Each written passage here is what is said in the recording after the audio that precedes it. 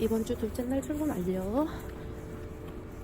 내일이 아니죠. 오늘 밤부터 시작되는 뭐 폭설주의보가 내렸어요. 그래가지고 근데 아직 눈도 내리지도 않은데 폭설이 오기 전에 이미 학교 내일 문 닫는다고 애기들.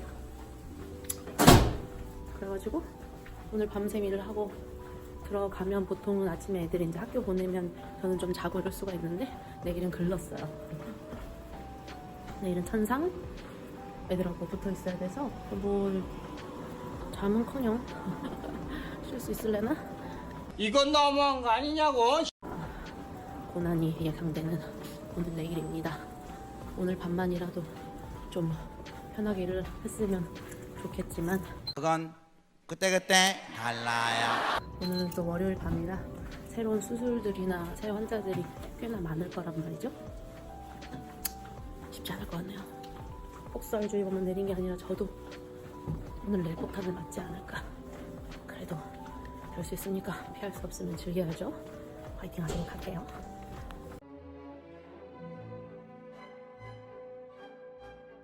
오늘은 야간에 일을 하러 왔는데 틈틈이 지난번에 얘기하기로 했던, 이번 영상에서 얘기하기로 했던 학교 들어가는, 입학하는 얘기를 해보려고 해요. 일단은 뭐 저의 경험을 베이스로 얘기하는 거라서 저는 커뮤니티 칼리지를 입학을 했잖아요. 커뮤니티 칼리지를 처음에 입학할 때 이제 지원서를 쓰잖아요. 요새 입학 원서는 다 이제 인터넷으로 쓰는데 어드미션 센터에 가면 수기로도 쓸 수 있고 합니다. 그런데 이제 어플리케이션 내는 건 어렵지 않지만 이제 그 부수적인 서류를 준비하는 게 굉장히 복잡해서 까다롭잖아요. 특히나 이제 언어 장벽이 있다 보면 좀 헷갈리기도 하고 교육 체계가 좀 달라서 헷갈리기도 하는데, 일단은 어플라이를 하면 그 기존에 받았던 교육에 대한 정보, 그러니까 뭐 고등학교, 대학교 뭐 이런 정보를 쭉 제출을 하게 돼 있어요. 보통 이제 고등학교를 졸업하고 컬리지로 오잖아요. 그러니까 대학 올 때 그렇게 오기 때문에 기본적으로 이제 고등학교 졸업한 학생들의 기준에 맞춰서 어플리케이션을 쓰게 돼 있어요. 저 같은 경우는 그렇게 지원을 하고 나니 이제 입학 시험이라는 거를 준비하라고 연락이 옵니다. 어느 과정이나 자체에 입학시험이 있는 것 같더라고요. 저 같은 경우는 저희 커뮤니티 칼리지의 간호대 입학시험은 PAX라고 PAX라고 하는 자체 시험이 있어요. 그 시험의 과목은 영어, 그 다음에 수학, 과학으로 이루어져 있어요. 그래서 이 세 개를 합친 총점이 이들이 요구하는 그 점수를 넘어야 되는데, 그 중에 영어 같은 경우는 이 총점 이외에도 영어 같은 경우는 자체적으로 또 넘어야 되는 점수가 있고, 입학하는 이 시험을 응시하는 자들 중에서 그 퍼센타일, 상대적인 퍼센테이지가 몇 프로 이상이어야 된다. 그러니까 전체적으로 다 언어 수준이 이 수업을 알아들을 만큼 그 수준을 유지하기 위해서 이 지정해 놓은 기준이라고 생각을 하거든요. 그래서 그 기준을 넘어야지 이제 합격을 할 수 있습니다. 수준은 얘기하면 수학 같은 경우는 동양 사람들은 사실 한 중학교 2, 3학년 수준만 이해해도 이게 수준 자체는 그래요. 근데 그 영어 문제라던가 이런 언어의 전환을 통해서 그러니까 해석을 하는 거죠. 저희 같은 경우는 수학 문제를 읽었을 때 이 문제에서 요구하는 답이 어떤 건지를 이제 영어를 해석을 잘 해서 생각을 하시면 수준은 한 중학교 3학년, 고등학교 1학년 정도의 수준이라고 생각을 합니다. 과학 같은 경우는 수학 점수가 높다는 가정하에 저 같은 경우는 그냥 공부를 안 했어요. 뭐 생물이나 이런 건 괜찮지만 이런 화학이나 물리가 나오는데 저는 화학하고 물리를 별로 좋아하지 않아가지고 그 점수를 수학으로 커버를 하자라는 생각으로 그냥 과학은 제껴두고 했었습니다. 근데 제일 중요한 건 영어 문제예요.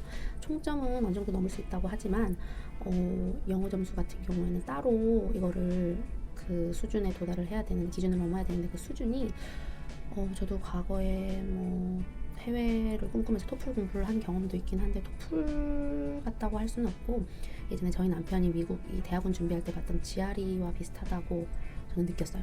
뭐 단어 같은 경우도 그렇고 해석을 해서 문제를 푸는 것도 그렇고 뭐 토플과 GRE가 어디쯤 뭐 비슷한 수준인 것 같아요. 근데 어쨌든 영어 단어 수준이 굉장히 어려웠기 때문에 힘들었죠. 그래서 저는 웬만하면 그 입학하시려는 학교에 가서 도움을 받으라고 말씀을 많이 드리거든요. 학교에 가면 스튜던트 센터라고 해가지고 아카데믹을 서포트하는 센터가 있어요. 한국에서는 저는 가본 적은 없었는데, 이곳은 그래서 가면 뭐 어떻게 되냐면 뭐 수학 부서, 영어 부서, 뭐 과학 부서, 뭐 라이팅 부서 다 나눠져 있어요. 되게 세분화해서 나눠져 있고 거기서 이제 학생들이 예약을 하거나 도움이 필요하다고 해서 올 때마다 그거에 관련된 과목의 전문가들이 앉아서 그걸 과목을 도와주는 거거든요. 숙제를 도와주기도 하고 지금처럼 저처럼 뭐 시험 준비를 도와주기도 하고 이런데 그분들이 지금 학교에서 현직에서 티칭을 하고 계시는 교수님들이에요. 본인들이 다 시간을 나눠가면서 오피스 아워나 수업 시간 빼고 거기에 와서 또 자기 일을 하면서 학생들을 도와주거든요. 그래서 굉장히 도움이 많이 되고 저 같은 경우도 라이팅 센터에 가서 그 공부에 도움을 좀 받았던 것 같아요. 도움이라 하면 기출 문제를 같이 풀면서 이 단어는 무슨 뜻이고 뭐 이런 수준에 대한 걸 독해도 같이 해주시고 이런 도움을 받았거든요. 그리고 제가 너무 답답해가지고 저는 입학시험이 영어 점수 때문에 2번을 떨어졌었어요. 3번째에 붙었거든요. 그래서 영어 점수 때문에 물어봤었어요. 이게 미국에서 나고 자라고 미국에서 고등학교를 다니면 충분히 풀 수 있는 문제냐 라고 했을 때 아니다. 이거는 조금 더 이제 대학교를 다녀야 되기 때문에 조금 더 높은 수준의 언어 어휘를 요구하는 거기 때문에 여기서 나온 애들도 조금의 뭐 이점은 있겠지만 다 어려운 거는 똑같다 이런 말씀 해주셔서 좀 위로를 받고 포기하지 않고 힘을 내서 했던 것 같아요. 그리고 그 입학 시험과는 별개로 국적이 외국인이기 때문에 이제 거쳐야 되는 영어 과정이 있죠. 이거를 ESL을 학교에서 요구를 하느냐, ESL 과정 통과를 요구를 하느냐, 아니면은 ESL 필요 없이 어떤 학교에서 지정한 이 영어 시험 하나를 통과하느냐. 저희 학교는 그렇게 나뉘어 있었거든요. 그래서 ESL은 솔직히 뭐 한 학기, 두 학기 뭐 레벨이 있잖아요. 그 레벨을 다 들으려면 그래도 그것도 몇 학기가 걸릴 것 같아가지고 저는 그냥 과감하게 영어 시험을 보겠다라고 했습니다. 그래서 토플 같은 영어 시험을 또 봐요. 학교에서. 그건 또 따로 봅니다. 입학 시험과 별개로 영어 시험을 봐요. 외국인이기 때문에. 그래서 그 시험을 통과를 하면 ESL이 필요가 없게 돼요. 그 점수가 있기 때문에 요구하는 점수가 있기 때문에 ESL 점수는 얻게 되는데 저희 학교의 영어 시험은 토플하고 비슷했던 걸로 기억을 합니다.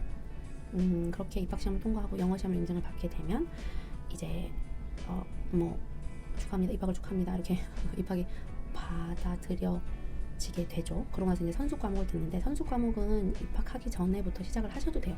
상관은 없는데 저 같은 경우는 확실히 해놓고 만약에 이 학교가 떨어져서 다른 학교로 가야 될 수도 있기 때문에 선수 과목이 이쪽에서 들은 게 인정이 될 수도 있지만 안 될 수도 있는 그런 경우를 생각을 했어요. 만약의 경우. 그래서 입학을 하고 선수 과목을 듣자라고 생각을 해서 입학시험 준비를 제일 먼저 했던 것 같고요. 그런데 선수 과목을 먼저 들으셔도 좋습니다. 먼저 학교에 물어보시고 내가 여기서 이 과목을 들으면 너네 학교의 그 교육과정에 있는 선수 과목으로 똑같이 인정이 되느냐라는 걸 꼭 문의를 해보시고 왜냐면 돈 쓰고 시간 쓰고 스트레스 받고 공부했는데 인정이 안 되면 아깝잖아요. 그러니까 꼭 확인을 해보시고 그 확인은 그냥 입학처에 확인을 해보시지 마시고 만약에 뭐 사이콜로지가 선수 과목에 있어. 근데 나는 이 사이콜로지를 어느 뭐 온라인 사이트나 다른 학교, 집에서 가까운 학교, 온라인 스쿨에서 들으려고 해. 그러면 이게 우리 학교 선수 과목으로 인정이 되느냐를 그 사이콜로지 담당 교수님한테 물어보셔야 돼요. 그래야지 이제 사람들이 선수 과목을 판단할 때 인정이 될지는 그분들이 판단을 해주시는 거니까 입학처에서도 그 교수님들한테 연락을 해서 인정을 받는 거긴 하니까 아싸리 그런 교수님들한테 연락을 하셔가지고 하시는 게 좋습니다. 근데 저 같은 경우는 그냥 입학 시험을 보고 입학을 허가를 받고 나서 선수 과목을 신청을 했던 기억이 나요. 혹시의 경우에 대비해서. 근데 선수 과목 듣기 전에 뭐가 있죠? 한국에서 교육과정을 했었다면 뭐 컬리지를 다니거나 대학을 다녔었다면 한국에서 받았던 수업도 인정을 받고 싶을 거 아니에요. 그거를 먼저 선수 과목 전에 인정을 받으려는 절차를 거쳤어요. 그래야 제가 선수 과목에 들어가는 돈이나 시간을 아낄 수 있다고 생각했기 때문에요. 저 같은 경우는 한국에서 대학교를 고등학교, 뭐 대학교, 대학원, 뭐 박사과정을 이렇게 했잖아요. 박사과정은 졸업은 못했습니다만 어쨌든 컴플레이션을 다 하고 저런 논문만 놔두고 온 상태였기 때문에 인정받을 수 있는 과목들이 있을 것 같아가지고 이제 성적표를 학교에서 최신 걸로 다 뗐죠. 떼고 나서 이거를 바로 제출해도 되는 학교가 요즘에도 있는지 모르겠는데 예전에는 그렇게 했었죠. 그 학교에서 인정을 한 거를 이쪽 학교로 가져와서 제출을 하면 교수들이 보고 인정을 해주는 이런 시스템이었는데 일단은 그 가운데 요즘에는 한 단계가 더 있어요. 저희 학교만 그런 건지 모르겠지만 보니까 요즘 학교들이 많이 그렇게 하는 것 같더라고요. 국제 그 성적 인증을 해주는 기관이 따로 있습니다. 그쪽에 성적표를 보낸 후에 그쪽에서 이 학교가 실존한 학교인지부터 이 학생이 학교를 다녔는지 수업을 잘 들었는지 아니고 이 과목들 인정을 받을 만한 것인지 그 인증 기관으로부터 인증을 받게 하게 하더라고요. 학교에서. 물론 돈을 내야 되겠죠. 저는 성적표 3개에 한 300불 가까이 들었던 것 같아요. 기간은 한 달 정도 소요가 되고요. 인터넷 성적표를 학교에서 제약했던 학교에서 떼서 그 기관으로 보내면 인터넷으로 결과가 제가 지금 입학하고자 하는 학교로 가는 경우도 있고 저처럼 물리적으로 받아서 성적표를 한국에서 우편으로 받아서 그것을 그대로 거기도 그 어떤 지사가 있거든요. 뉴욕 지사로 보내서 그쪽에서 인증을 해서 저희 학교로 보내주는, 또는 저한테 보내줘서 제가 그대로 그거를 뜯지 않고 학교로 제출하는 그런 형태로 저는 했거든요. 그래서 온라인도 가능하고 하다는 거. 그래서 이렇게 국제 사이트 인증을 받아서 오면 제가 보니까는 대부분 저희 그 교양대 듣는 거 있잖아요. 대학 입학하면 교양 듣는 거, 잉글리시 컴포지션, 잉글리시 뭐 라이팅 컴포지션, 뭐 컨버세이션, 그런 걸 여기도 듣더라고요. 그게 대부분 인정이 많이 되고, 어떤 학과냐에 따라 다르겠지만 이과면 간호학을 들어가려고 할 때 선수 과목 인정받을 수 있는 게 많으니까 이익이 되겠죠. 근데 저처럼 문과면 인정받을 수 있는 게 별로 많지 않아요. 그래서 거의 대부분을 들었어야 했는데, 이 선수 과목을 들을 때 이것도 학교마다 차이는 있겠습니다만은 저희 이 주 같은 경우는 학교에서 듣는 선수 과목 중에 정부에서 지원을 해서 정부에서 운영하는 사이트에서 무료로 듣고 시험을 봐서 학점을 인정을 받을 수 있는 사이트가 있어요. 이것도 학교마다 다 공지가 돼 있을 건데, 저희 같은 경우에도 정부에서 운영하는 사이트가 하나 있어서 저희 학교에서 그 사이트에 가서 선수 과목을 들으면, 그리고 시험을 봐서 성적이 C+ 이상 나오면 우리 선수 과목으로 인정을 해주겠다라는 사이트가 있어요. 정부 사이트.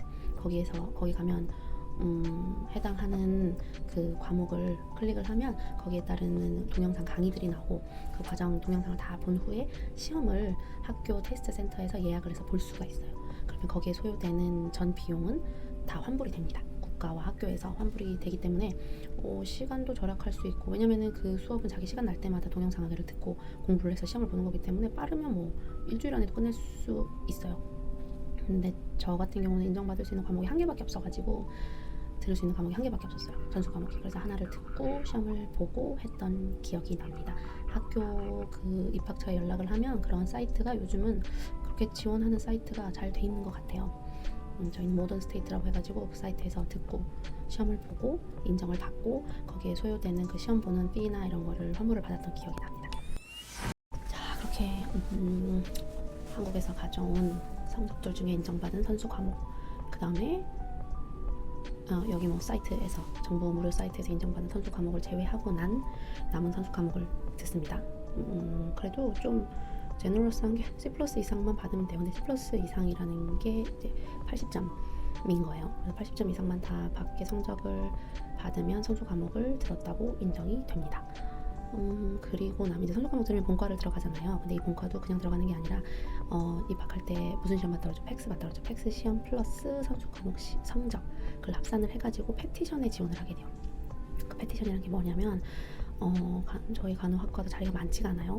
한 반당 뭐 25자리 뭐 이런 식으로 25자리 뭐 3반, 반 3개, 반 3개인가 4개인가 뭐 이렇게 돼 있어요. 거기에 이제 지원한 학생들 성적 순으로 이제 넣는 거예요. 그래서 아무래도 성적이 낮으면 이제 후순위로 밀리면서 안 될 가능성이 있는 거죠. 근데 그래도 뭐 100명이면 뭐 나쁘지 않다 라고 생각을 하는데, 그 전 학기에 지원을 했는데 안 된 학생들까지 같이 지원을 하기 때문에 생각보다 사람들이 많더라고요. 그런데 이 중에서 그거를 바이패스해서 바로 자리를 따낼 수 있는 게 있는데, 그게 바로 팩스 시험이에요. 팩스 시험이 굉장히 높다, 거의 만점에 가깝다. 왜냐면 선수 과목 성적 포함하지 않고 바로 패티션 자리를 얻게 돼요. 그래서 그만큼 입학 시험이 중요하다. 입학 시험이 만약 있다면 그걸 알려드리고 싶네요.